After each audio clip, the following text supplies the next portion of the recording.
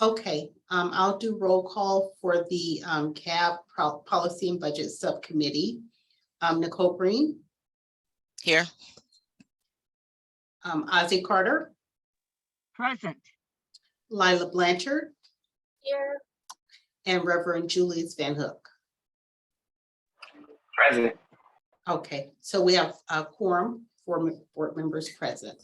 Okay, so let's go ahead and dig in. First part of the agenda, of course, is welcome to our Policy and Budget Subcommittee today on October the 21st. The next is introductions and announcements. I don't really see too many new faces in here. So I don't think we really have to, do we do any introductions since it's recorded, or can I just go past that?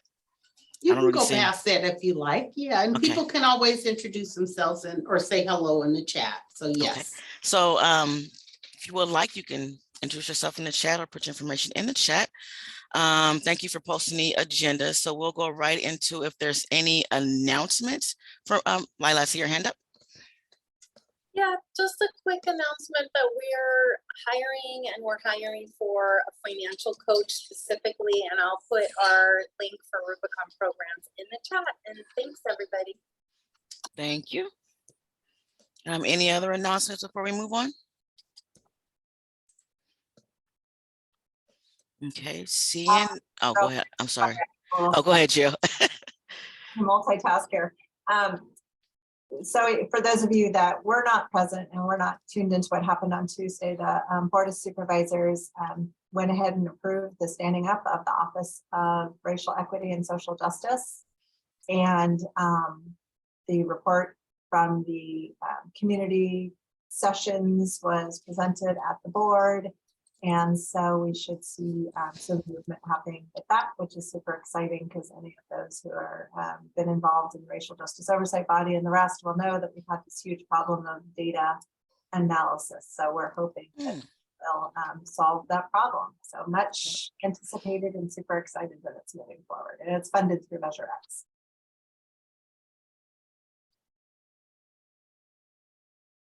If I can get off mute, that is awesome news. Thank you for sharing.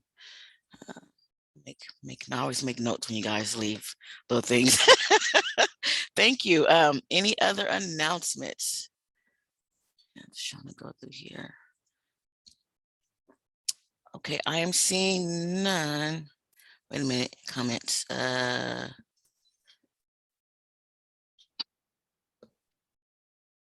Patrice, you know I'm bad with acronyms, but Patrice put something in the comments. Report. Yeah. Report that was presented at the Board of Supervisors. So she's just supporting what I just said.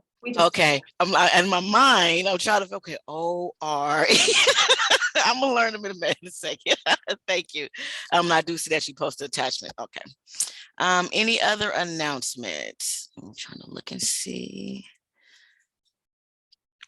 Okay. Seeing none, we'll move on. The next is for public comment.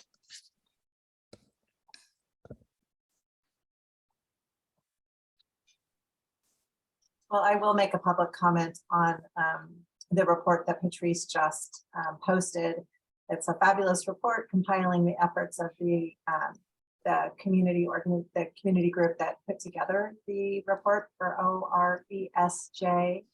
But I will note that the Board of Supervisors did ask for there to be an addition to that report, and that was to put a definition in as to what white supremacy is in the terminology in that report, because that was sort of it was a simple statement, and I think it has a broader context depending on how you look at it and how it's defined. And so there was some concern raised that it made it look like that we have a huge white supremacist movement in Contra Costa County, and I think that that is not how it was intended. And so the Board of Supervisors did ask for there to be a definition on how they're using that in the report so that the reader can understand, with the effort of educating the public, not shutting down minds who are not quite there yet. So just an FYI. Thank you for that. And I don't see any other public comment. Okay, so moving on. Next on the agenda is the approval from our minutes from our September 23rd cabin policy, policy and budget subcommittee meeting. So Nicole, I just want to clarify, so the public comment you just had, that was for number 2, that's not on the jurisdiction, right? Is that correct? Correct. Okay, good. Okay, thank you. Sorry about that. Sorry, I have one on one screen and then you on the other. That's okay. I just, for my note taking, I just want to make sure. Okay, thanks.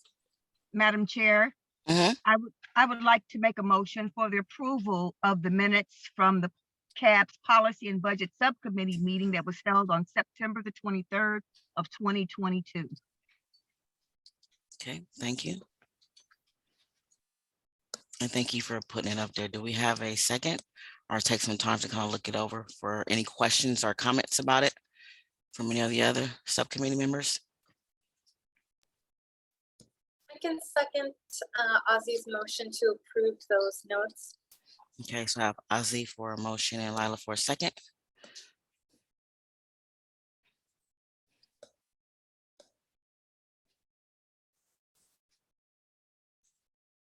I think we're okay to vote. Monique.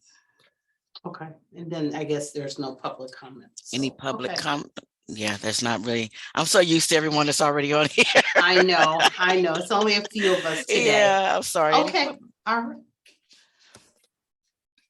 Okay, I could do a roll call for the vote.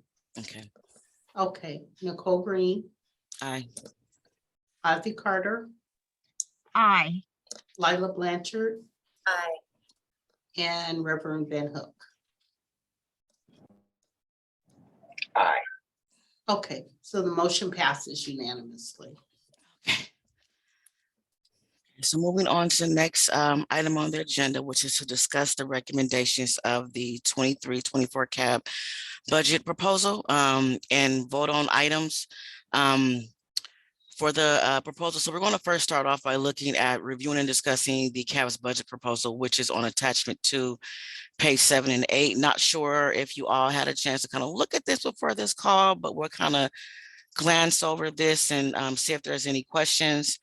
Again, we're focusing on the 23-24, and it breaks down the funding allocations in reference to the different sections on here. So I'm not sure if anyone had a chance to look at it. I have it printed out. Is there any questions anyone had on it? Any discussion anyone want to have now before we go deeper into more detail? This is Lila, and I feel like in the programs and services, excuse me, subcommittee meeting, there was a question about the 3% COLA, due to the fact that, yeah, basically inflation had been really high. And so that's the only question that I have at this point, is just if, you know, our subcommittee chooses to stay with the 3% each year COLA for the organizations listed here. And I definitely agree with you. I do have that as a pointing topic as well.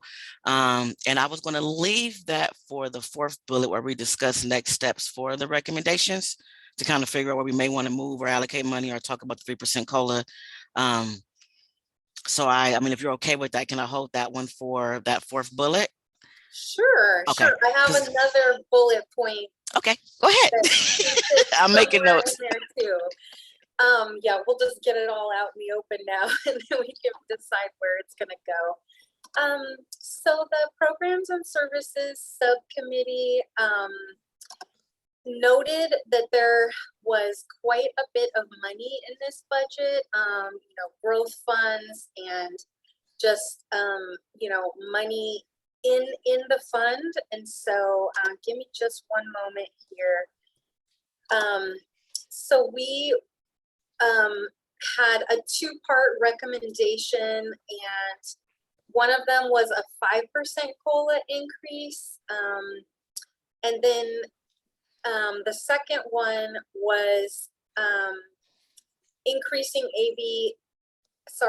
due to the increased AB 109 revenues and drawing down from AB 109 reserve balance to expand ongoing mental health, substance use disorder services, and housing services. And so the way that we wanted to recommend doing that is specifically for funds to be designated for the reentry population, and to tap the following funded agencies: behavioral health services for mental health and SUD services, H3, and then lastly, community programs for expanded housing services and behavioral, mental health, and substance use support. I hope that that sounded clear. I can repeat it if it was a lot. Yeah.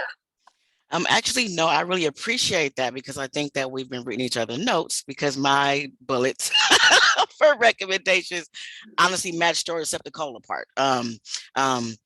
And I appreciate you for pointing that part out in reference to those extra funds within the 8109 revenue. I do agree in reference to those different recommendations around the mental health and the substance abuse. However, please, I do have jotted them down. I would like to leave those as part of the discussion for that last bullet when we pull the recommendations, so we can decide where those monies will go. So we have quite a few documents to kind of look through, so I wanted to get through those first. And then the very last part is pretty much what you just explained, those recommendations and funding considerations, and talking about where we would like to allocate or request for funding to be moved. Any other feedback from anybody else? No, thank you, Lila. It's great. Okay, so awesome. Any other questions about this before we move on?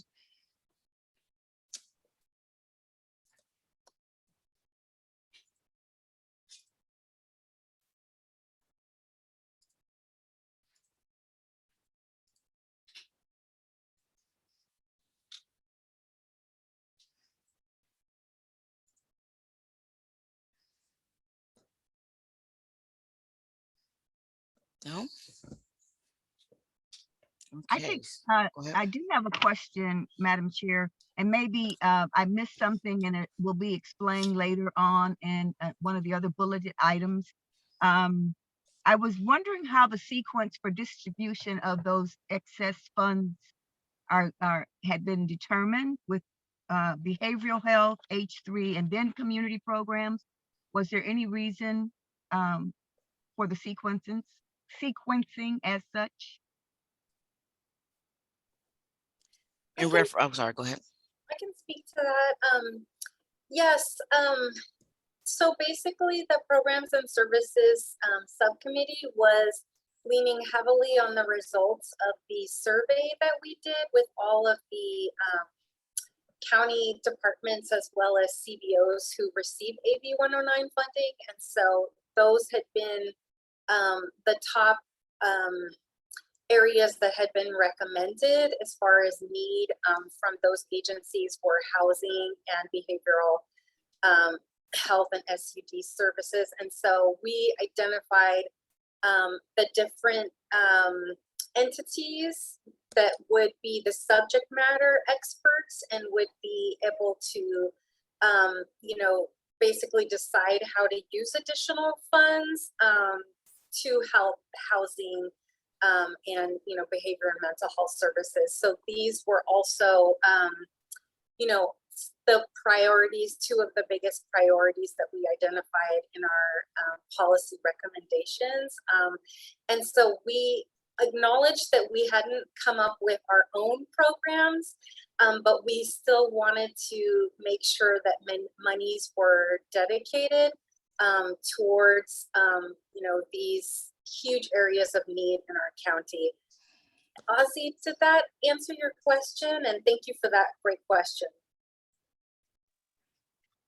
It does. I still probably need to process it just a little bit more. It takes me a minute to absorb all of that, and I'm sure that more will be revealed as I continue to listen. Thank you for that, Lila. So I do want to have a further discussion later on, because I do agree with what what programs and services focus on in reference to where more funding needs to be distributed to in reference to housing and employment, mental health, and substance abuse. I do want us to have that discussion here in reference to looking at the funding here and kind of figure out how to go about doing that. Also, you made a point, Lada, that I want to dig in deeper in reference to programs and services and determine exactly what agencies will be best used for that.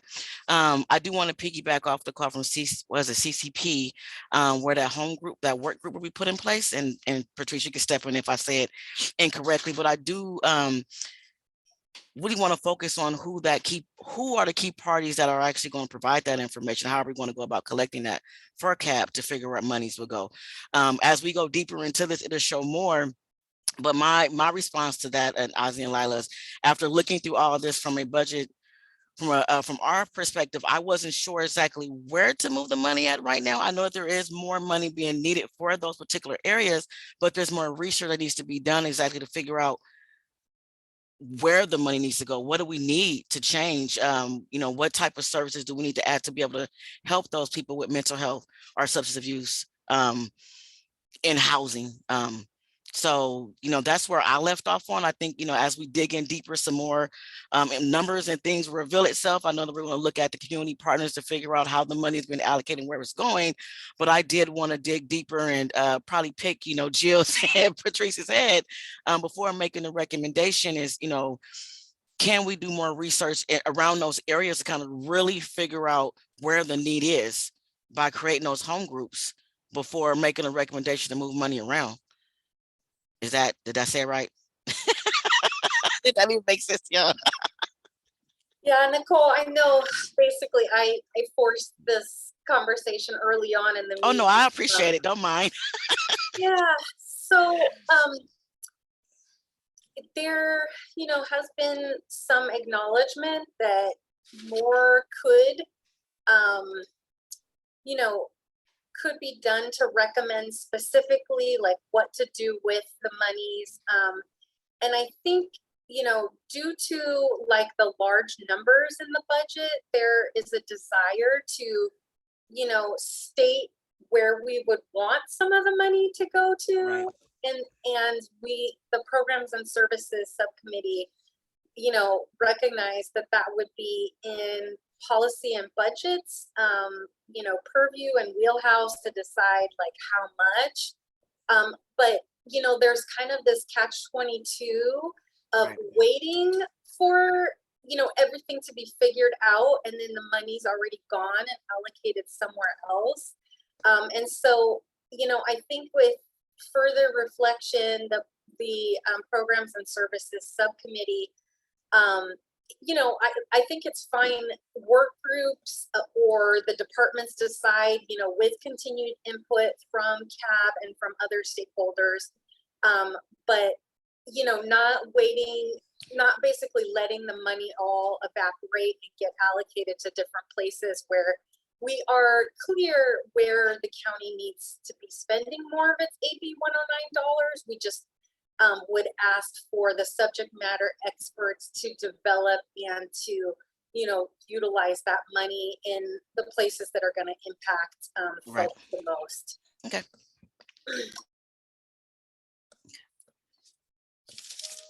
And I appreciate the conversation, so no problem. Okay. So any questions on this? We can go ahead and go through the documents, and then we can get to that point so we can continue this awesome conversation and making our recommendations for the funding. No, I don't see any. Okay, so let's go ahead and go to attachment 4 on page 17. Did we already do attachment 3? No. No, I skipped. Sorry, let me go back to the first page and make sure I have my page numbers here. So page 9 is the one we would go to now.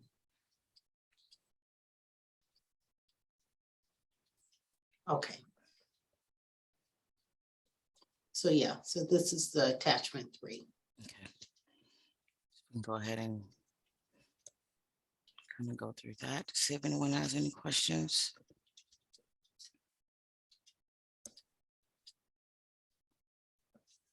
So this starts off with the instructions that Paul Reyes sent out.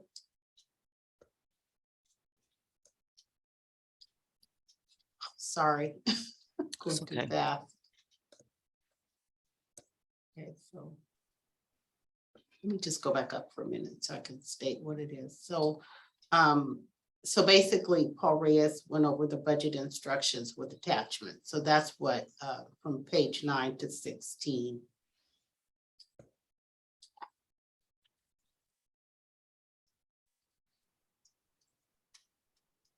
So is there any questions? I did read through this. I didn't have any questions at the moment as we go through it. Did anyone have any questions at all? I did highlight a few things for myself and kind of read through this, but I didn't have any questions for the subcommittee as a whole.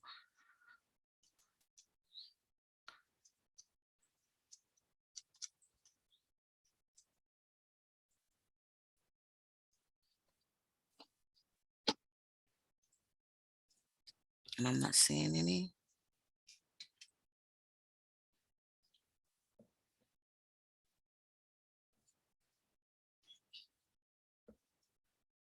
Let's make sure I have my page numbers right. 16. Okay, no questions. We can move on to attachment 4.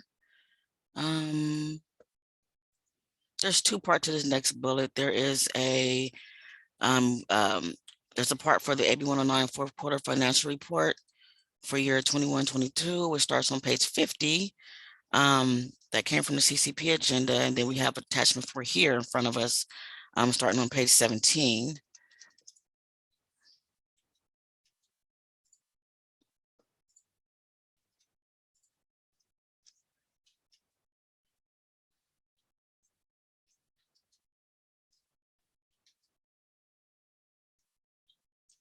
I did have one question, and I thought that I answered it, but looking at it again, I'm still a little bit confused. So this is on page 21. So it's the probation reimbursement request. And I see that the first column is allocations, and there is a deputy probation officer number 3 listed for the allocation.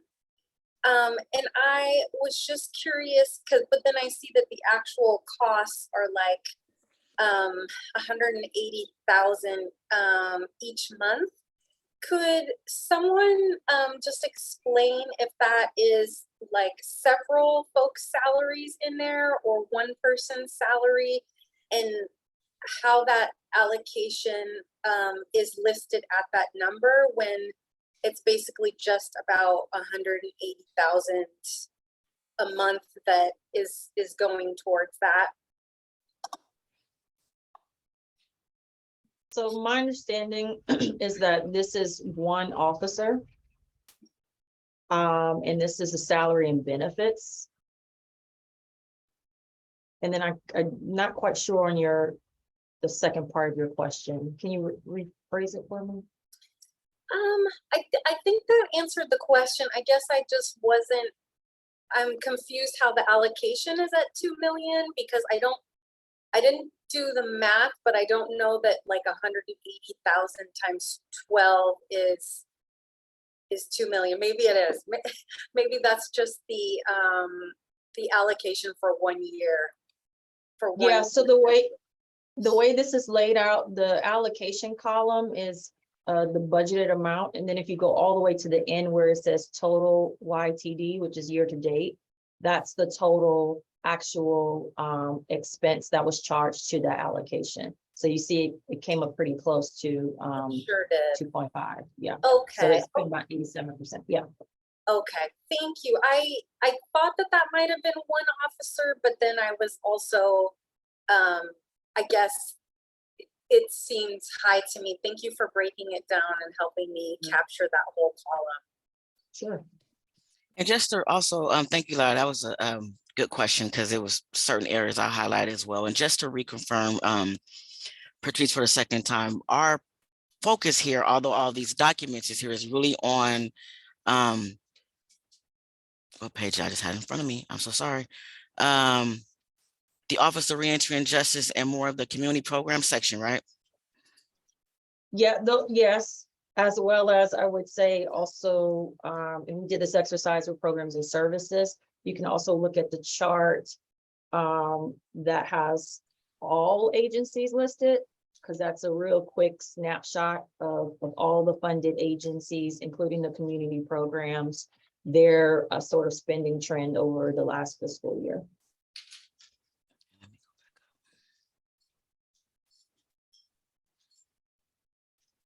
But the ones you want to go deeper into, yes, would be ORJs and then community programs.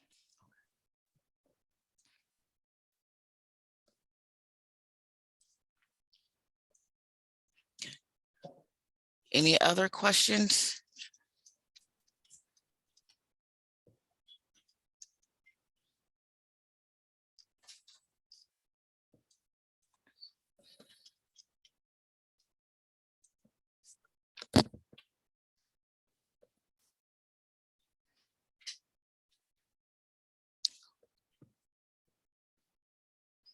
Is there a way to make it smaller, Monique?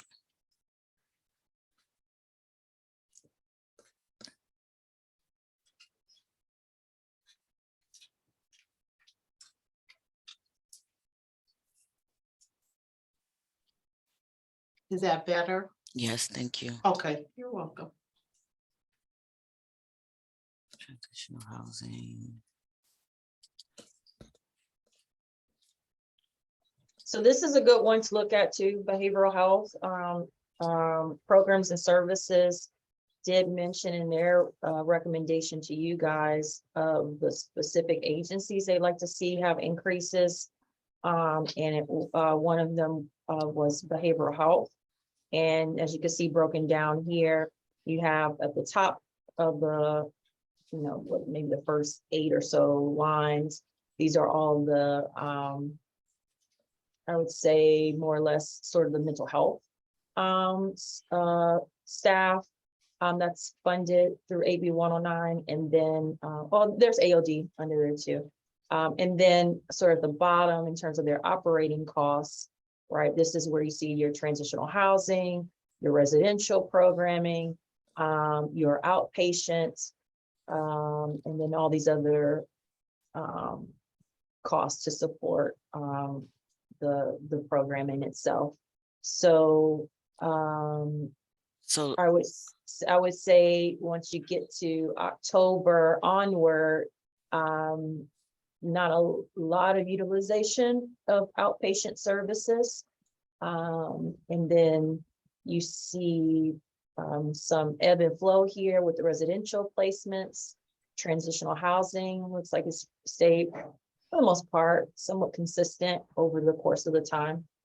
So when you're thinking about expansion of behavioral health services, at least this is your starting point to see what's currently being funded, and you can assume from the actual expenses what the utilization must be, because they're charging, right, their allocation based on the expense that they incur. So you can, though we don't have specific data on actual service utilization, one can infer which services from behavioral health are actually being utilized because of the costs that they are charging to their allocation, if that makes sense. So quick question for you. So where it says the residential drug facility and at the end, total year to date, so that pretty much is over compared to what was allocated for that section. Yeah, so this is accounting for fiscal year 21-22, which just ended. Okay. Right. So I'm sorry. Yeah. So if we can have a discussion for a second around this area, I would love opinions in reference, because I do agree with more monies do need to be put into this area to be able to help with the mental health and the substance abuse. And if I'm reading it wrong, please let me know. I do see mental health is being funded. There's some areas here for AOD. It does look like there is more monies in that area, but I guess knowing the difference between, you know, the programs from the behavioral health standpoint and then also the housing programs, there is that connection because everyone doesn't go here. So there still will be a gap of individuals that will miss out services because there's certain qualifications for this, correct? So should there be more, and man, I'm just thinking as I'm talking, I'm sorry, under the housing section, maybe give us a little bit more ideas of where we could probably ask for more money to be put in housing to be able to help individuals, maybe like for the actual housing provider that's in place, maybe having staff that is connected to behavioral health or substance abuse, being able to help them. Because I know with the current providers, they don't have staff on hand that is trained and know how to help people that are referred to them that may be dealing with this. And depending on their type of, some of them don't end up going through behavioral health, I guess what I'm saying, in a sense. Yeah, no, I hear you. So a couple of things. I do know, now I'm not sure if she is funded through, so some of you may know of, Antonia, I'm forgetting her last name. Is it Fernandez or her name? I'm missing it. Wait, she works over here with Well, anyway, her. she's Brown? what is it? Is it Brown? No, it's not Brown. Oh, I'm thinking It of escapes Brown. me at the moment, but she is a AODS counselor that is kind of field-based. I can't recall whether or not she is actually AB 109 funded. Keith Hall, I know, is AB 109. His position is AB 109 funded. So he might be this, or it just says AODS, a substance abuse counselor. I don't know if that, we don't know what the FTE is here, which means the full-time equivalency. So I don't know if this is a full-time individual or if this is a portion of folks' time that is billed to this allocation. So that's one question to know. So, but that said, I know Antonia is sort of like this floating drug counselor who has offered to be stationed at different service provider locations, to be on site to help folks navigate like the access line or just do some drug counseling where available and where needed.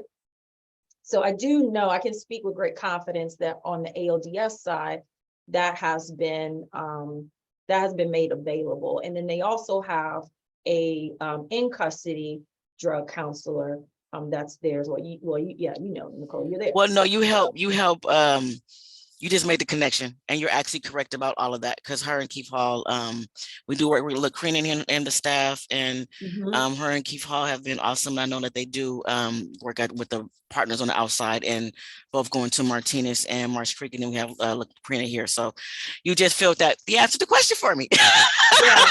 So there's that part in terms of the substance, the SUD side. Okay. SUD stand for substance use disorder, and having staff available for that. Now on the mental health side, the mental health clinicians, at least my main understanding of how the workflow happens is that at least those that's on probation, their probation officers send a direct referral to forensics mental health, and forensics mental health will have a clinician that is assigned to that individual. And so I know they at times meet with the client wherever they're at. But I think what you're speaking to is, can there be staff, whether it's a drug counselor or a mental health clinician that's like assigned to providers that could actually serve a broader population of folks, not just necessarily by referral? And I think that's a good question to ask. I do know that there is the mobile, am I saying it correct? There's another acronym. It's like Mobile Crisis Response Team. Yes, that's it. And that's made of what's the title? This is CSWs. Anyway, essentially similar to a community health worker, and also folks who have had experience being consumers of behavioral health services that actually receive referrals from family members, from community members, from service providers, and then they, dispatch them out to, this is prior to a crisis coming, prior to a crisis actually happening. So it's Right. like right before that goes on, someone can refer or call their number and have them dispatched out to connect with that individual. So, and I know in the past they've made, matter of fact, I want to say they made a presentation to CAB when we were all in person years ago. And so that might be something. I do know Mariska now did a presentation for you guys. I wasn't present for that one, so I'm not sure if she shared that element of their program and where things stand there.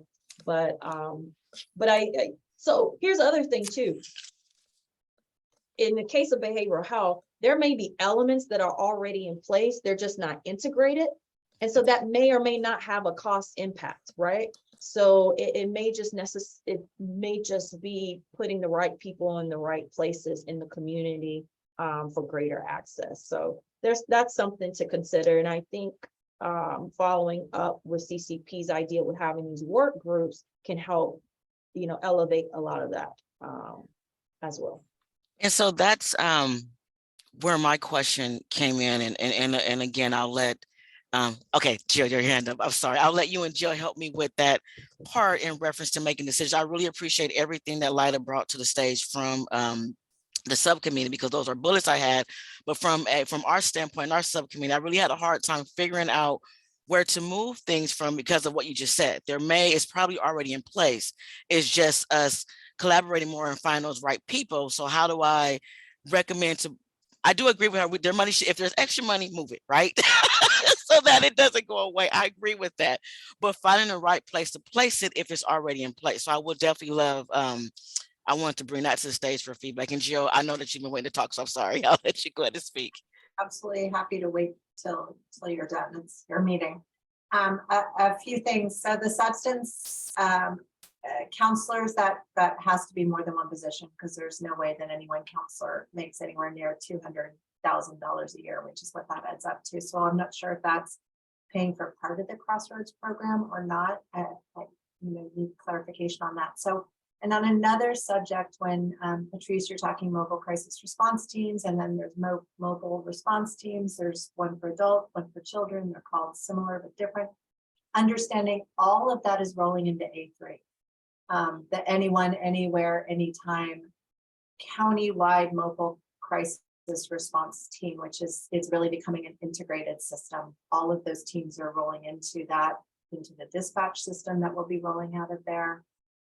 So that is going to be one system, and they're taking steps constantly. So rather than trying to divvy that up, if that's an area, I know the other area that has been really questionable in various rooms is what type of housing would this reentry population benefit from?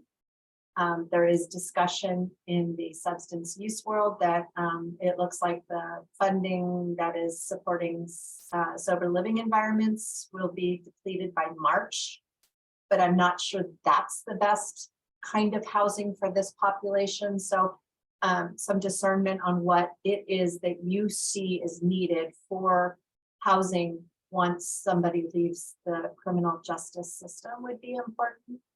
And then I know Patrice already knows this because I just got an email from Paul because I was asking again about the reserves because I hadn't heard, and he said that he's spoken to Patrice, but bottom line is they're waiting for CAB to identify your priorities for funding and to take that to the conversation at the CCP meeting in November and December, and that you all will come forward with, this is what the community thinks we need more of, and then that discussion will be had, and then a determination on how those funds will be spent, which departments should they be looking at, and how to do that so that we get the most bang for the buck and the most ability to really track outcomes. So Patrice, if there's any of that I'm misunderstanding, please clarify or correct me. No, you have that right. And as a matter of fact, I'm planning a meeting with Paul to talk through what I'm hearing from CAB about what they would like to see. I have already shared with him that it's kind of a tall order to expect CAB to have some very, very hard specifics on specific numbers and specific program models. So he is aware of that, and that the onus really should be on the agencies to determine, because they know what the needs are, they know where the gaps are, and they will more than likely agree with your recommendation for more funding in certain areas. So it's really to be left to them to kind of at least come up with or a proposal or an idea as to where how the expansion should take place, given what they know. So we are planning to meet, I believe we're scheduled to meet, I think sometime either next week or week after, in preparation for that conversation. So.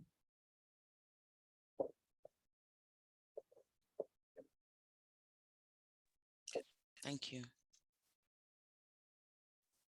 Any other questions from anybody else?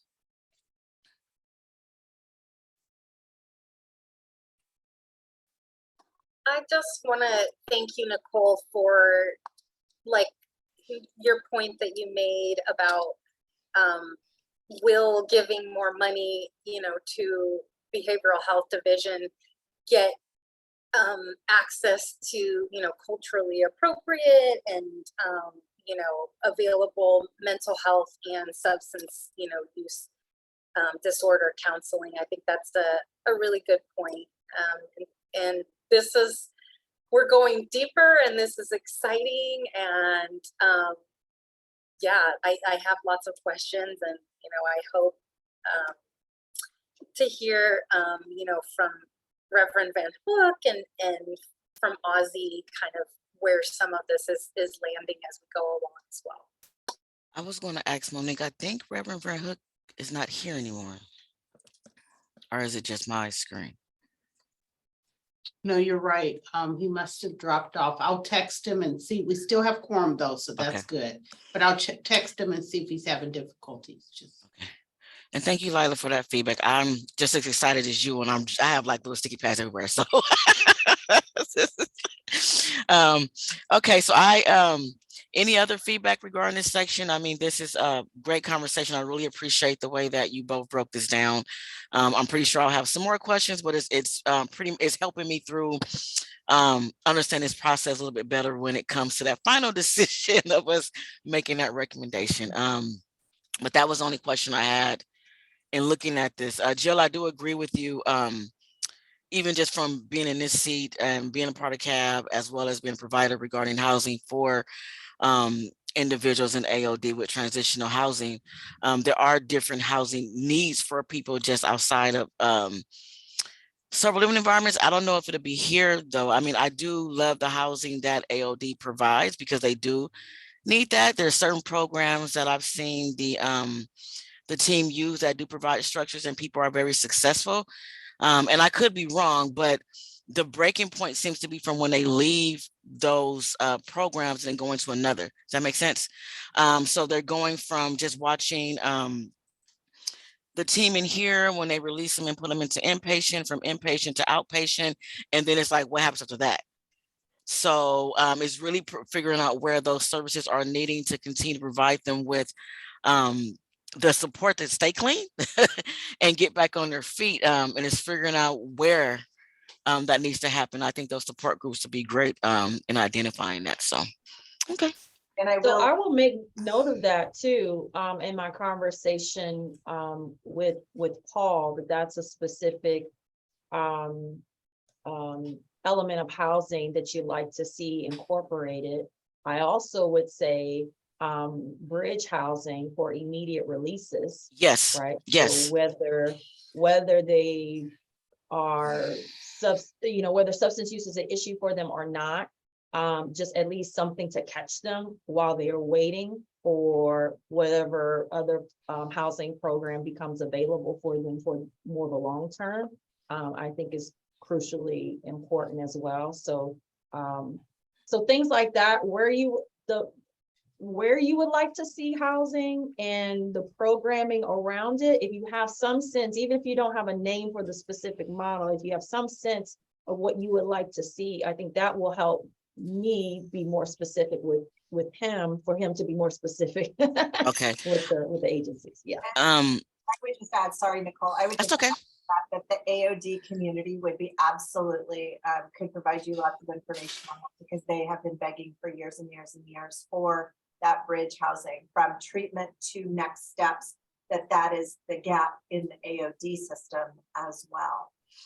So there's a lot of support for that as well. And that's, I mean, to be honest, Joe, that's the gap across the board. So not just with AOD, there's no pre-release as well. So we're all experiencing that. The good thing is that for those that do need that support, they do have somewhere to go to, inpatient, outpatient, but there is no transition from that. And for those that don't fall under that category, there isn't any type pre-release direct housing for them to leave out. Majority of them are leaving out homeless, and we're losing that connection with those individuals to provide support. So when we get to that section, yeah, I have a lot of bullets for you, Patrice. Lila, I see your hand. Yeah, I sometimes am, one topic before, and I'm excited to talk about housing, and I'm still kind of thinking about behavioral health and supports in that area. And I just, it seems to me like one of the needs that's come up is just like capacity across all of the different CBOs, to support folks. So I just wonder if there could be additional staffing through the behavioral health division, for training of, staff from other nonprofits, for, additional counseling, or maybe even visiting out to other sites. I know that it happens at the RSC. At Rubicon, we have a wellness coach who basically looks to identify resources in the community to connect folks to. And I think, what is sometimes lacking are just, more resources or more, funding, especially, for substance use, disorder treatment at different levels. Not everybody wants to, go straight into the most intensive, in-house services. They may, more access to, services that are, you don't have to reside there. The word is escaping me right now. And inpatient, more outpatient services. Yeah, so more outpatient services. I do agree with that.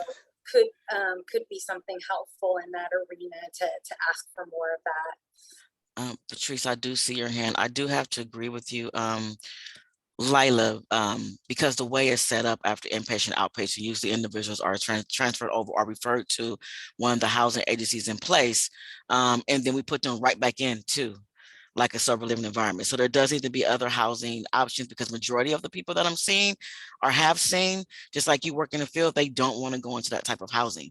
So they do want support for their drug use, but they'll rather be not in that type of environment to be able to receive support. I'm gonna go ahead, Patrice.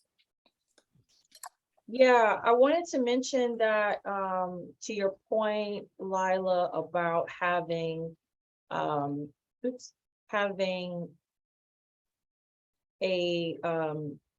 maybe behavioral health staff stationed at different locations, CBO locations. I do know that, and this was during the AB 109 Partners and Providers meeting we just had earlier this week. Was that this week? Health Right 360 did announce that they have hired a clinician through another grant that is to serve people across the county. So that might be something to leverage, and might be worth. I can certainly speak with them to see if it's a possibility. How does that set up? where they can maybe serve or have that staff person be stationed at different locations. But I'm in agreement with you there, having at least sort of like deploying, if you will, the behavioral health staff at different sites will really be great. And then when you mentioned if I heard it right, either you, Lila, or Nicole, you mentioned more outpatient services or the need for more outpatient services. So that's why I kind of want to bring to our attention here on the AB 109 budget, because it looks like, you know, there's 182,000 allocated for outpatient, but between October through it's like the end of the year, there was no use of it. So, or at least I shouldn't say no use, it wasn't billed for. And so I'm curious to know what was happening there, if it meant that, you know, they found other means to support folks for outpatient. You know, that might be a question there for behavioral health, because if you ultimately ask for more outpatient services, and right now it's currently not being billed to with their current allocation, it might be worth stating, well, if this is going to be funded again for the next year, you still have this, is there any way you could use this money? If it's not being used for this, you still use this money for other outpatient services, but to, you know, support a certain population, I'm not sure, within the re-entry population. So it's good for us to look at opportunities to leverage as well, whether it's leveraging their existing budget because they're using other resources for the same group, or, you know, expanding what they can possibly do with the same money that they have, because it's not being used. That's interesting. That was a good point out. How would we, I know we're already working on the recommendation, but how could we find that information out? Because I mean, you made a very good point, especially if the transitional housing number is so high, but outpatient is not. Yeah, it just might be a question to ask to AODS. Usually these kind of things, because I also sometimes sit in the hot seat. It's best to give them the question in advance, right, so they can kind of look at what was going on. So maybe that's something I could share with Paul to ask, and it, you know, to have them be prepared to respond to that at the CCP meeting. Okay. Yeah, I don't want to put him on a hot seat. Yeah. Okay. Because there's all, you know, numbers are numbers, but there's a right. story behind the numbers too, you know, and there could be a multitude of reasons why that might be in existence. Like I said, they may have very well received other justice related funding that allows them to serve so many people, including this, which, you know, and they kind of put the money aside, just right. Well, we don't need to feel that, you know. So it may not have been anything, you know, malicious or anything like that. I don't want to say that, but it's just, you know, there could be other reasons why this is the, you know, this is the case. No, I definitely agree with you. My wheels were just turning, just, you know, being familiar with that, and I didn't even really look at that outpatient part because it's really not used. You know, it's more of the traditional housing and residential. So it was just nice to see that was even there, not used like on purpose, nobody used it, but just knowing the kind of clients that come across, and then just seeing the team and how they work. And there may be some integration of outpatient right. services with transitional housing, and their billing staff didn't bill outpatient, you know? Right, so. Yeah, because I didn't know it was separated. So I'm going like, that's yeah. Neat. Okay, I would love to. So yeah. Okay. I'm enjoying this conversation. Some great points that everybody put out, and I'm just keeping track on time as well. Any questions on this before we move on? I know that we're kind of going through documents, but is it okay if we just go down to the recommendation part? Am I okay to do that, Patrice, before? So I'm looking at that time to give enough room. You can run whatever way you want. I still ask. I don't. and you get the same answer. Right. Whichever way you And I'm want gonna to. ask again. Can we do a little, like maybe just 5 minutes on the H3 budget? Oh, yes. Thank you, Lila, That because was that was super on. helpful Thank you. what Patrice just added and, caught for us about the behavioral health. No, thank- Lila, do you have a thank you for that specific reminder. page number and I'll go directly to it? I just had it in front of me 1 second. Just do it. That's probably Actually, I think it's after behavioral health. So wherever Is you it on page Uh, 57? 57. Yep. So I do have, thank you for bringing this up because it was a pointer on here. I do have questions for this section. Okay, so we don't have a 57, but what page? 24. 24? Yours say Okay, 26, sorry. like mine said. Oh, 24, thank you. You're, yeah, it's 20. Okay.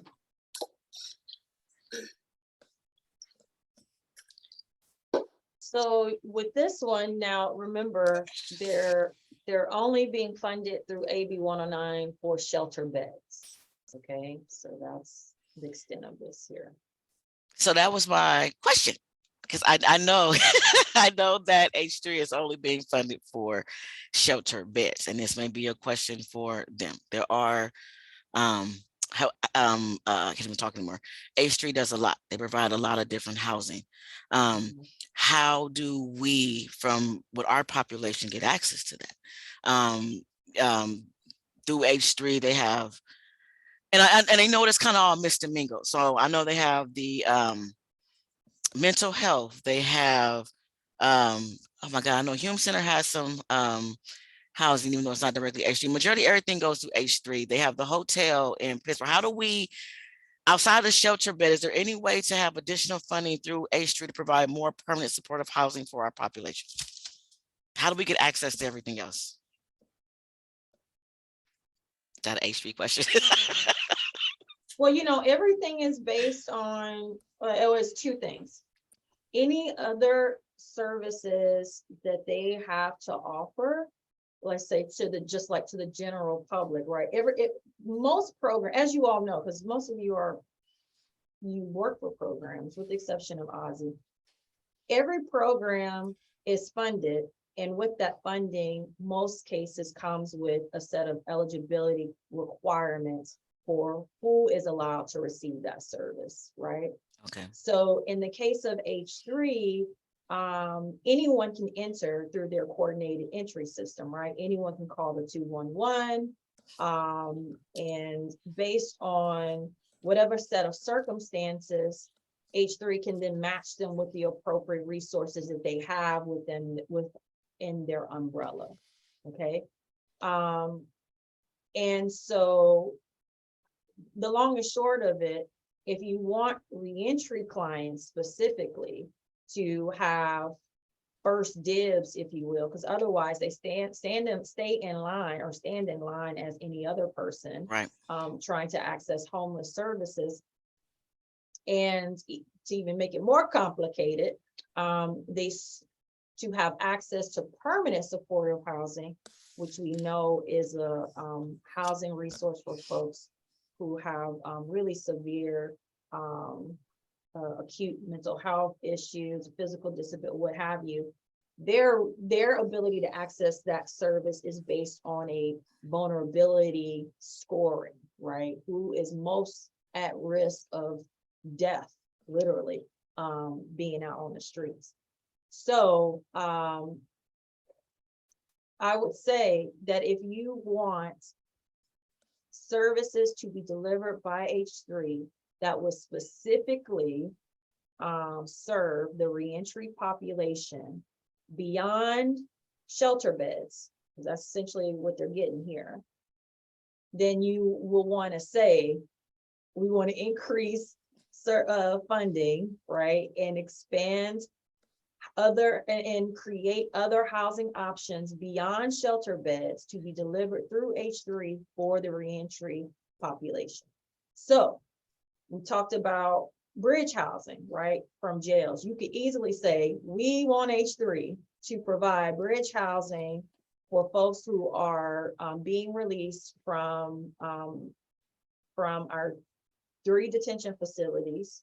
You could even say from anyone that's returning from the state prisons and are returning back home, and they need immediate placement. From any of the Bay Area jails, if they got locked up in Alameda County, but their home is here, or they want to be closer to family that's here, you just, make that a qualifier as well. So, and that's just an example, but you can say the same thing for permanent supportive housing. If you want permanent supportive housing specifically for the reentry population, then you can say we want AB 109 funds to go to H3 to develop permanent supportive housing for reentry population. So, and I think that's a great way to go for CAV to be that specific. You may not know what the actual dollar amount should be, but H3 would be best to know how much that costs, how much it costs to run a supportive housing program, and how many people it could potentially serve. And the good thing about AB 109, well, it's a gift and a curse. The good thing about AB 109 revenues is that you're receiving them every year. The counties are receiving them every year. So it's not a timestamp on that funding. And that's a good opportunity then to have ongoing funding that will support permanent support, because it's literally permanent housing for individuals who may not have the ability to sustain housing on their own. So that's how you can get to. I couldn't write that down fast enough because I actually loved every single thing that you said, and I actually agree with that.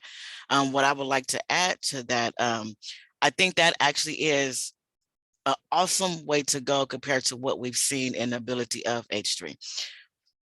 What I would like to add though is if that is something that we do recommend, then look at staffing. How do we get the core teams access to certain providers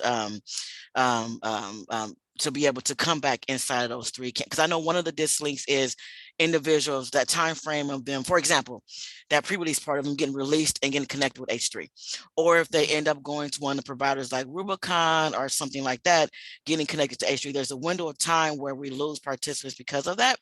So then I would ask about more staffing. How do we get more people in core team to be able to go to sites and or meet people inside of the jail while they're in here before they get released? To do that is the assessment, the VS for that. Can we relook at the VS for that to make sure that it ties into reentry? Because it doesn't. The questions that surround it does not fit all population that they're being assessed, which means that majority of them are not open up to the programs because they don't fit it. So those are different things that if we can look at it or recommend or asking them, because they're the ones that know better than we do, if they can make sure that it's the assessments of things are placed, or they have them for our population as well. And that's a great, and you're reminding me, when we did our smart reentry grant, I'm sorry for stealing. Sorry, Joe, I see you. We did this actually for our smart reentry grant, which was a federal grant serving transitional age youth. And we did fund, did I get this right? I think we did fund a core outreach person and as well as housing services all through H3. So in other words, in this, if we wanted to replicate something like that to this, what you could do is have like a specific justice core team that does the traveling, that could then place them and connect the core team to bridge housing, right? And then take those individuals, place them there, also do the VSPD as you're talking about, or at least find, start to put them in the queue for other resources that might be available. And that resource may very well be, right, the housing programs that your budget is funding. Correct. So it creates that continuum. Correct. Where there's no gaps and there's linkages all along the way. Or it could be to connect them then to the transitional housing that behavioral health has available. But that core team could be the connector to a variety of housing options, to include having a bridge element, so that way folks are caught all the way around. caught is not a good. Right, I know. context. I'm sorry. You say caught, I'm like, yeah, and I say catch them before they get away. You know what I mean? Identified. Go ahead, Jill. I just add to the whole conversation here. I think Game Plan for Success has been evaluating who's homeless and who's not, and so that's a great connection. And they brought, I know, a bunch of people into the jail during their times when they couldn't get in otherwise. So it's a great connection for CORE. And I know H3 has funded CORE teams through a whole variety of funding sources. Cities have their own CORE teams, Public Works has their own. So I think it's a good connection. And then I would also add to the list of potential funding is rental subsidies. I don't know if this population would benefit from that, but I know that's something, you know, to get assistance when they come out is maybe they don't need bridge housing, maybe they just need help with their rent, right? First, last, that sort of thing. So that's another area to kind of look at. Sorry, Jill, I definitely do agree with you, and I am part of GPS now. So I do, and I promote them a lot. Sorry. Sorry, Lila, there's one more thing that I Oh, was I'm sorry. is Council on Homelessness, COC, H3, whatever you want to point it at. They have an equity committee that's looking at the VI SPDAT because they recognize that there's a very real disequity in the VI SPDAT. And so they have a working group working on that and how to better assess people to catch so that across the board, you know, they've determined that African Americans end up homeless, falling out of permanent supportive housing 3 times the rate of white homeless people. So, you know, they're looking at that as like, why is that? And so I think it's important to sort of to know that they're doing that work as well. But I think it's, you know, the whole criminal justice population voice is coming to the table now. And so I'm hoping that's going to continue. I am definitely glad to hear that.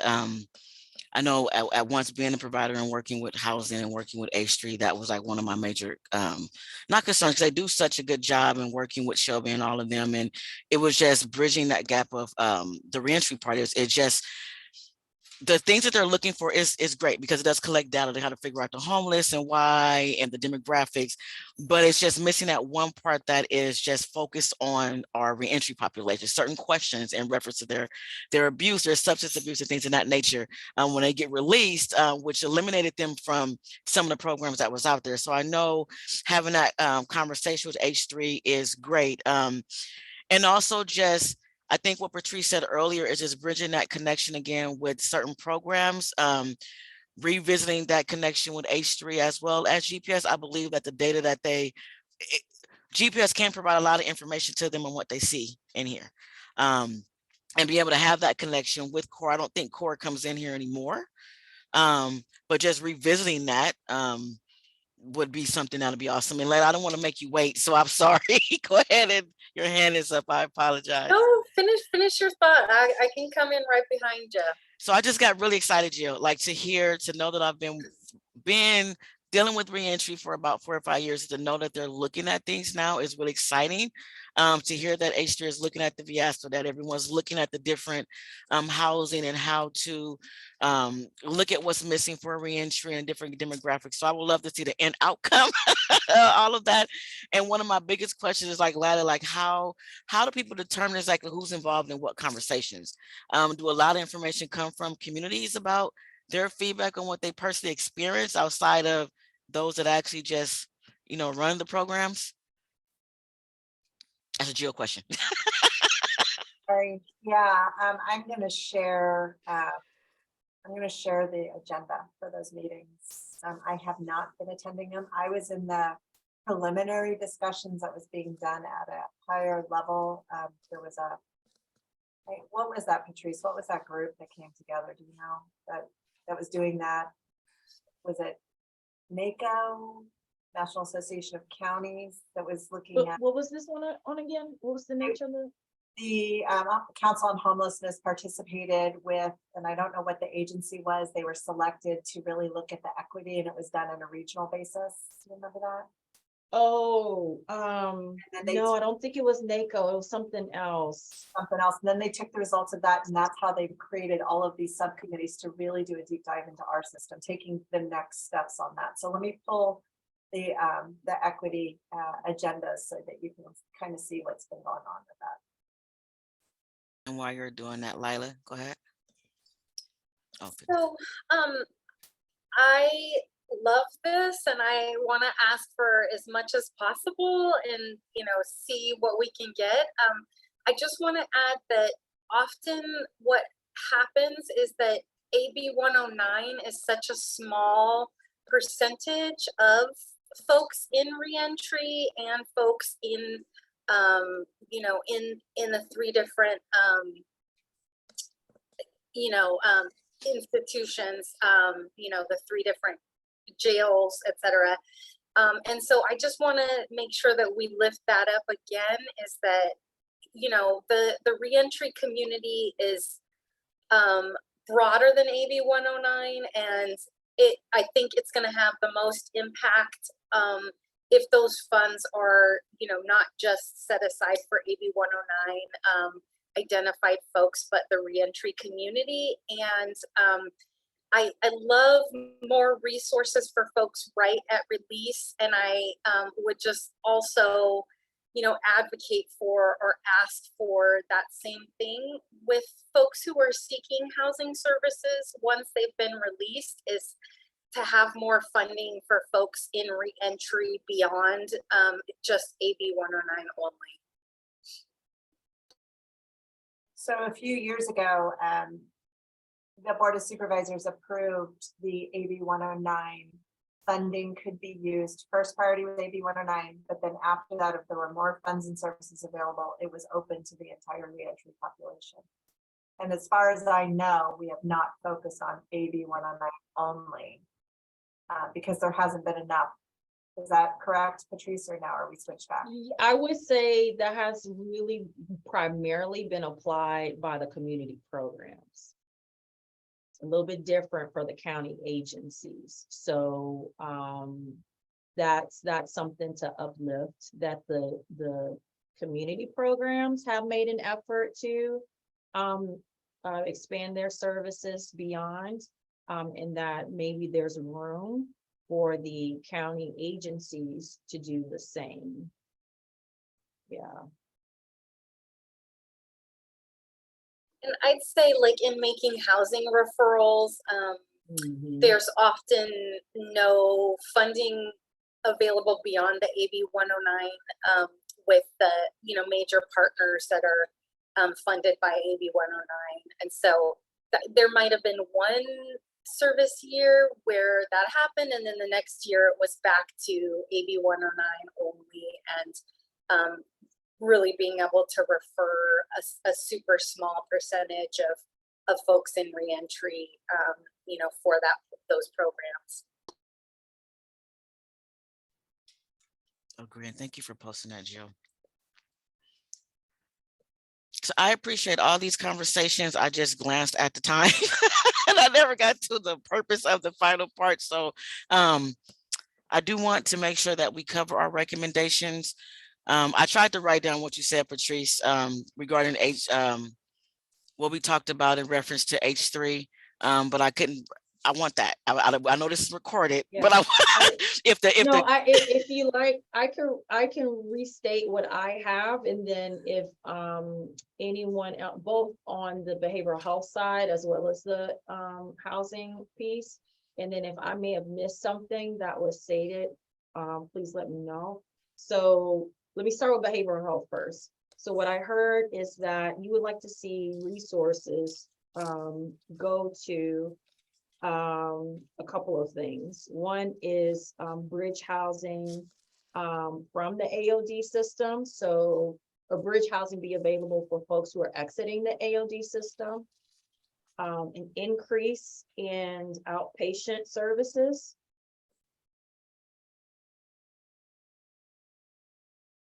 and the possibility of having behavioral health staff that will be available to train CBO staff, as well as having them stationed at various programs.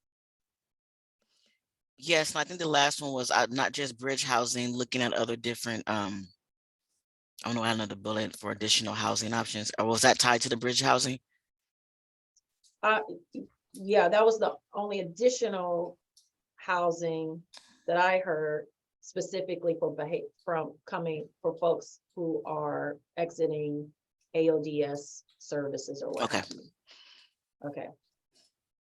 And then for H3, I heard creating a justice system core team. I heard bridge housing for jail releases. I heard rental subsidies, making that available.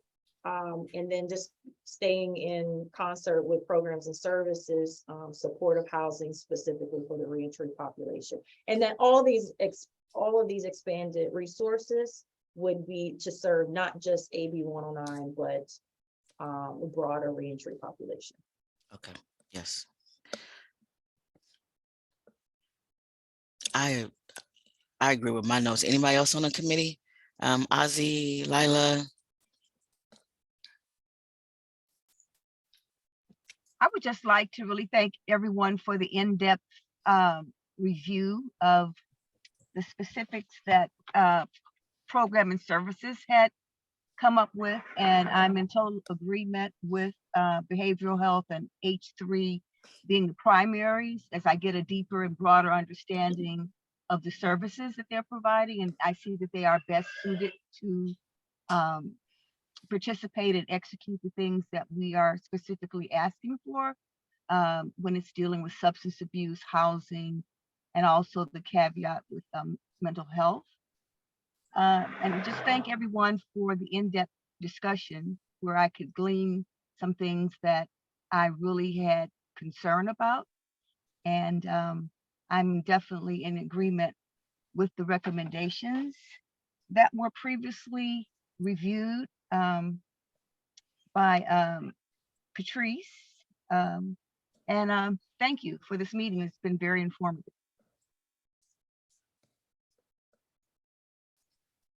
Thank you, Ozzy. And I think a big question that I had coming into this was, like, how do we pick dollar amounts, and in some ways I'm kind of relieved maybe that we don't have to, that we can say, this is what we want to see happen. And, let's allocate the resources that are needed for this to happen. And, hear from these departments. And I just want to, continue to say +1 for the CAB, participating in these work groups, I think they're called, around these issues as well. Is that what they're being called? Work groups? Work groups. Okay. Yeah. So, I think it sounds like we're off the hook as far as, put $1 million towards housing. I would say that, if we look at it, the behavioral health department has, over $2 million, where H3, doesn't have that much devoted from the AB 109 budget. And so, if there were to be like a first things first, area to focus on, providing more resources, it seems like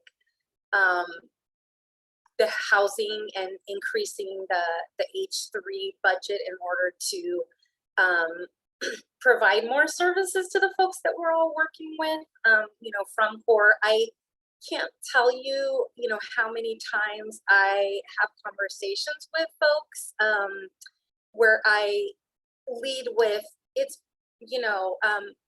there's probably not going to be anything that happens, but you still need to call 211 and you need to let them know, what's happening for you. And it's often a disappointing experience for folks. So I know I'm getting into a little bit of, just talking about,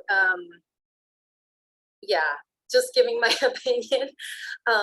But yeah, this has been helpful for me, and thanks everybody for listening.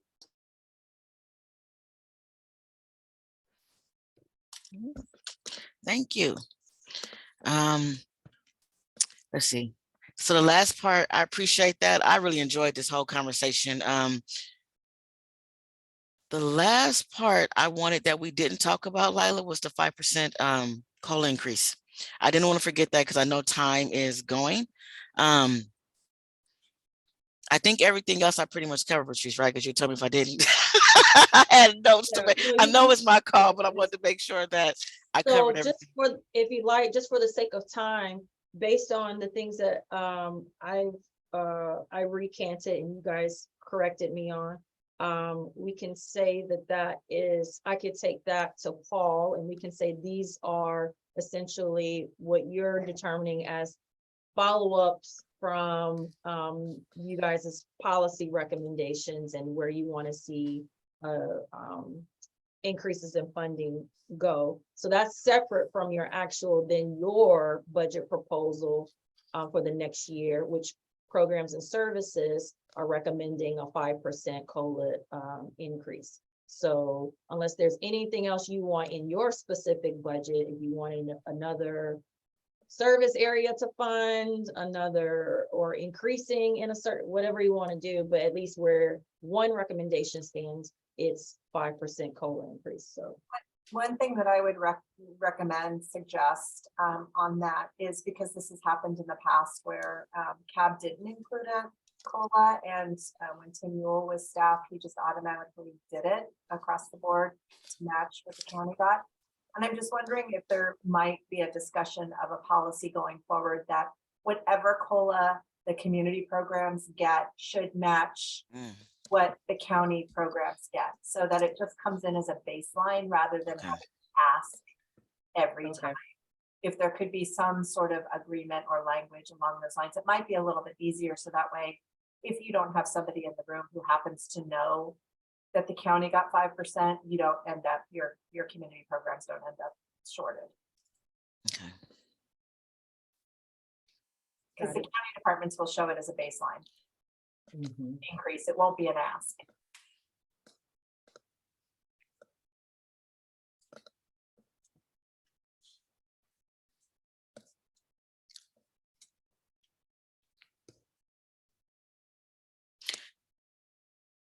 So Patrice, I don't, well, to everyone, so far for me, my recommendations around what we just discussed in reference to H3, I don't really see where I would say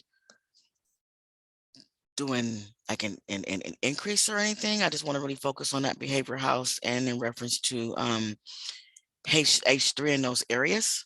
And then I do like what Jill just said.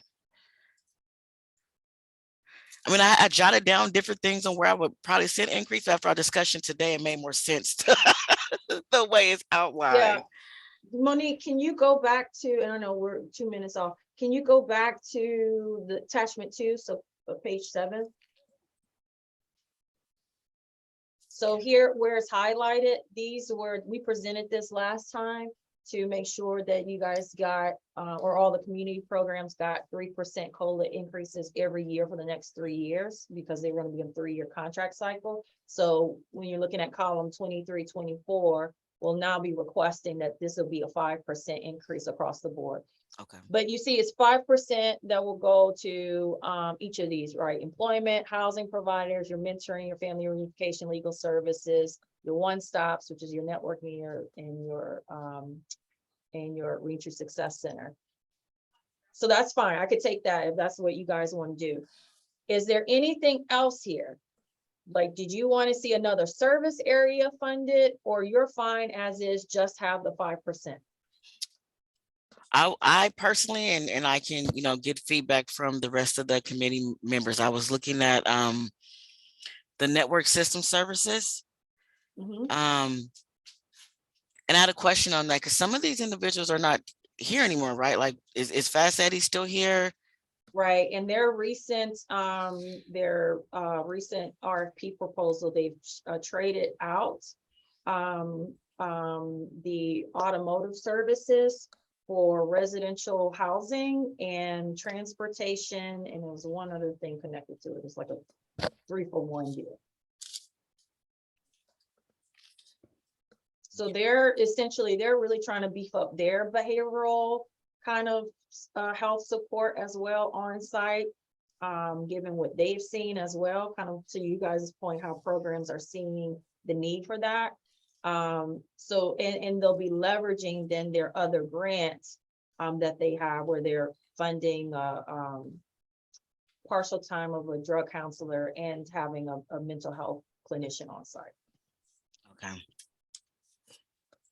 So are they switching funds as a result of not needing it in that area? Or are they switching funds because they recognize that other areas need it and they're just trying to adapt? So I'm just curious if the program or there'll be fewer spaces available as a result of them shifting funding. If there'll be fewer spaces available for which service? To bring people into this training program if they're switching services around. I guess that's the question. Do they have to cut the number of slots to accommodate this other greater need? They've not, they are not partnering with them at all. So so these are all subcontracts. So they've just decided not to go into contracts with, to provide the automotive training. Instead, they're, Because I know one of their, that's one area I was looking at, because one of their greatest needs is they're the network. So everyone sends everyone to them, but they don't have the amount of funding to be able to provide services for what the referrals are going for. So I would love feedback from them on what their needs are. Just, working with them and knowing them, that's like the main hub that everyone goes to, but they're not funded to pretty much cover everything for every type of referral that they're getting. I know that they're trying to beef up the housing. They have Miss Shirley's, Fast Eddie's going away. They have Center Force, but they have a much need there because everyone's sent there. They just recently, now their other grant, which is the Cal Reinvestment Grant that they had, I think we sent it out to the email list the other day. Right, Monique? But they are, what did they say on it? They're hosting groups now for folks who are kind of ambivalent about seeking substance use disorder treatment. So, they're trying to use a harm reduction model, right? And they're also doing, they had a flyer out. I'll put the flyer, instead of me trying to articulate what it is, I'll just put the flyer in the thing. And I know one of the greater needs is kind of like what Lila's, and I know, is everyone okay that we went over a little bit? Before I keep, Lila made a good point, and it's not just solely around that whole thing with AB 109. It's just the whole reentry population as a whole. So that was one part that stood out to me. I think employment is great, but I'll rest on Lila for that in reference to that. Housing sheltering went away, so allows get the full amount, right? So yes, that was the only place. And then for me, it was more around, and I'll take feedback from other committees, it was more around that network piece and then the peer mentoring, because we're focused on the other things like with H3 and AOD regarding the housing part of behavioral health, to focus on the mental health and the substance abuse. Am I looking at that's where my mind went with it. And I definitely take feedback from Lila or Ozzy if they feel different.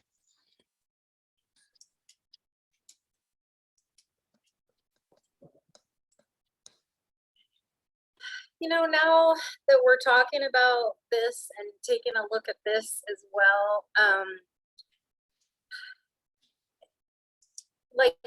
I don't know if Lao is structured to where they could necessarily use more funding based on the model that they have. I think that they have, a certain number of places where they operate housing and they place folks there.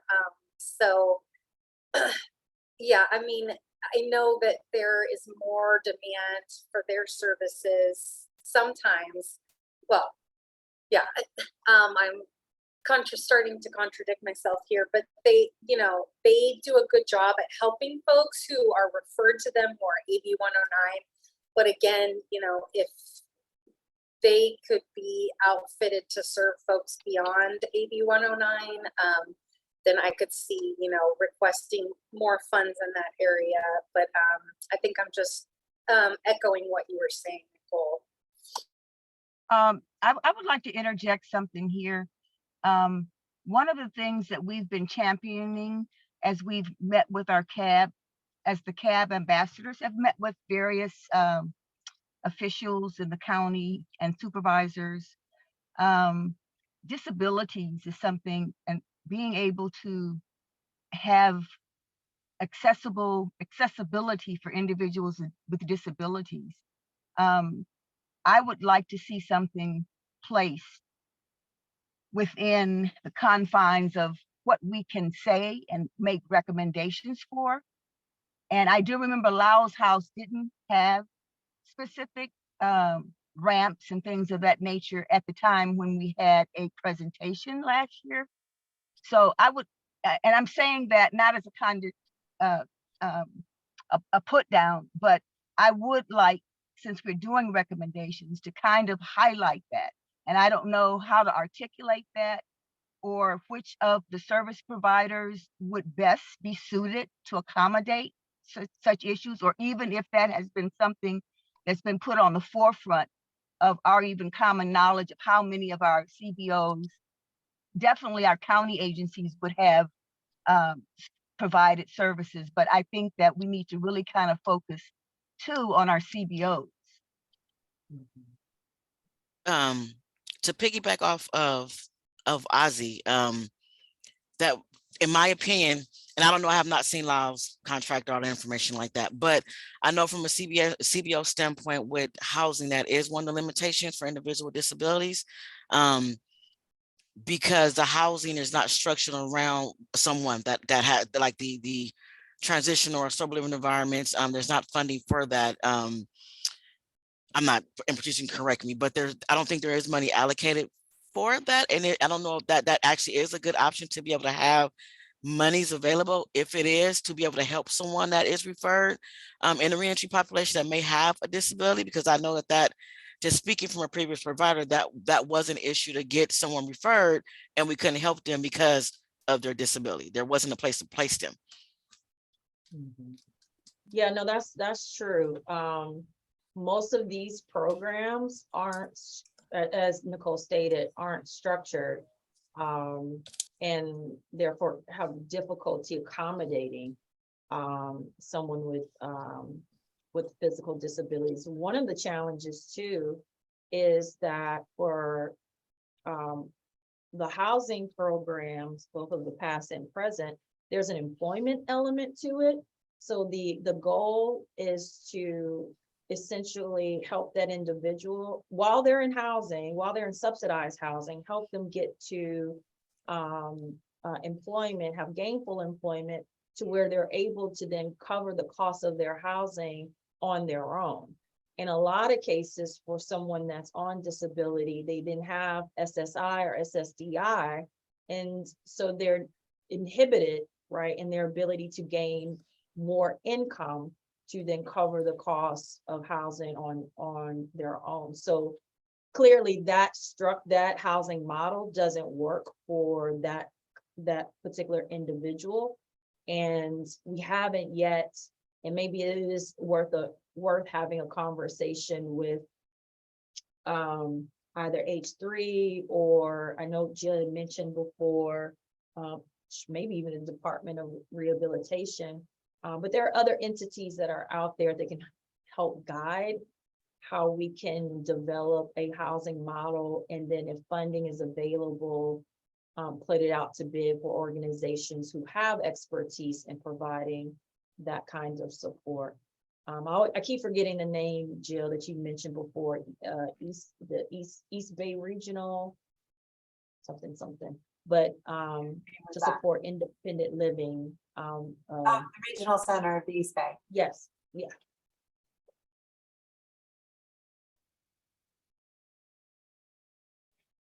What about? So I think there's a need for a work group. I mean, I hate to say. We need a work But group for because that's just a everything. territory that hasn't been, yeah, that's an area of focus that just hasn't been developed, you know. Just keep in mind with AB 109, a lot of these programs, I know we're way over time, so I'm gonna wrap it up. The AB 109 programs, a good bit of it has been about the same since the inception of AB 109, which was over 10 years ago. So we have an awesome opportunity, especially with additional resources to, and this word is so overused, so forgive me, reimagine what our reentry programs could be used or how they could be developed with a little more nuance to the fact that there's some specialized needs within the population that need to be addressed. Lila? Yeah, so I'm just wondering if like an innovation fund for, you know, additional housing that's ADA compliant,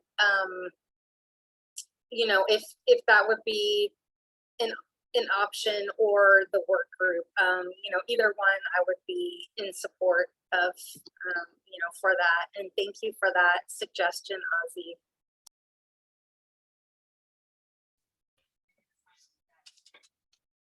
So I think that's. So I will write that down too as an additional recommendation. Okay. Thank you. I appreciate that.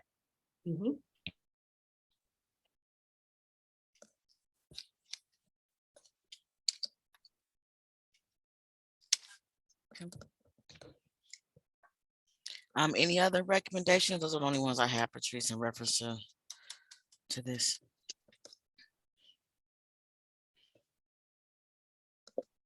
Okay. Before we move on, anything else? I know that we're over with time, so we'll have to table some of these other items for our next meeting. But I pretty much think we covered it all. If I didn't, let me know. I think I did. Think you want to go back up to the beginning of the agenda? Yes, I'll do that. Okay, thank you.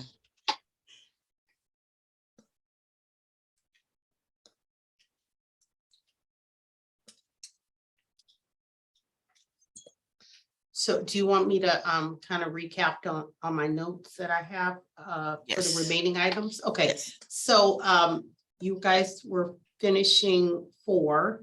I have it as a voting item. I'm not sure if it has to be voted upon, but let me go ahead with the rest. So for the review of urine highlights, I can work with you all offline on that. The work plan, we can work offline on that independently. And then that number 7 can be worked on offline. And then Ozzy does not have a report out for number 8.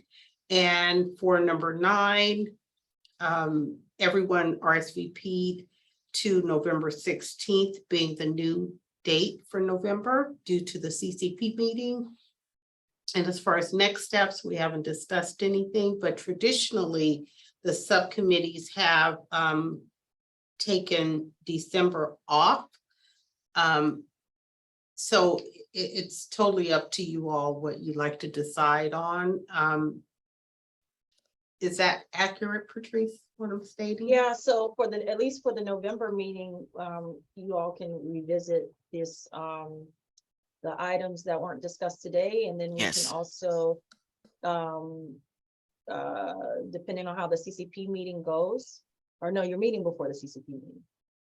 Well, Yes. depending on what's discussed at the CAB full body meeting, we could add that to, around these recommendations, we can add that to as an agenda item, just like a debrief or what have you.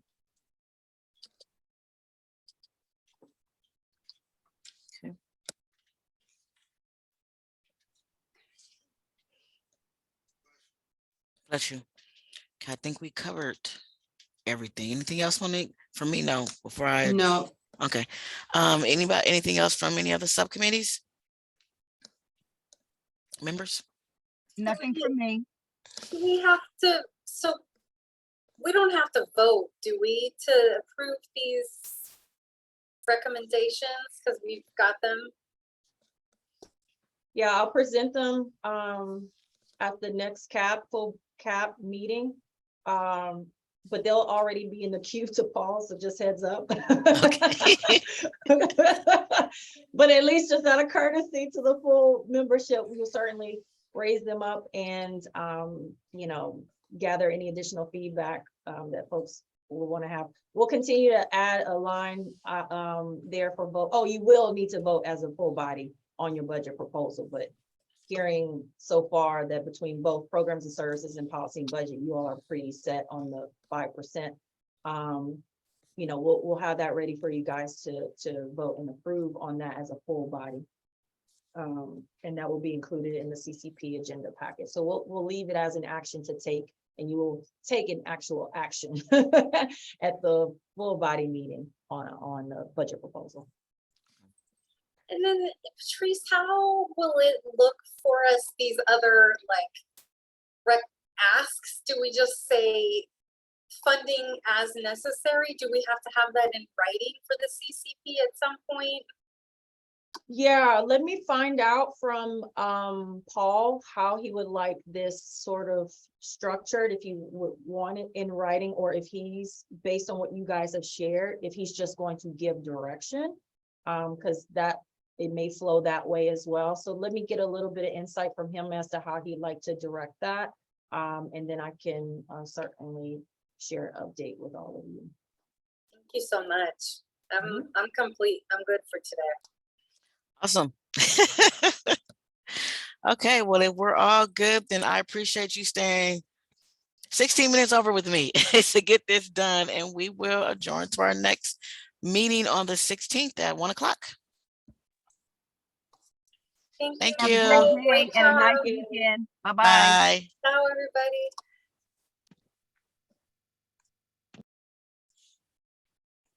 Okay, wait a minute. Oh, sorry.